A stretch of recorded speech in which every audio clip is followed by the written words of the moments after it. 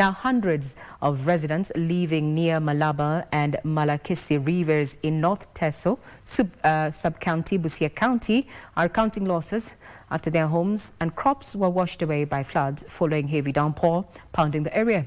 Area leaders are requesting for emergency assistance from the national government as well as well-wishers, even as they urge the residents to relocate to safer areas. These parts of Teso North sub-county are choking under the unprecedented impact of Mother Nature.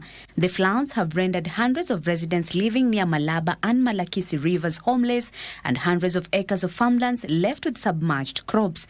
Over 150 residents residing in Amoni, Akiriamasit and Asiriam, who are some of the most affected, are calling on the government and well-wishers for humanitarian aid. Nimebeba mahindi, mtama. Sasa simeona sasa hii. Hata ajuza alibeba watu wawili hapa. Maji, unaona hii maji watoto wanakuja tu kuogelea.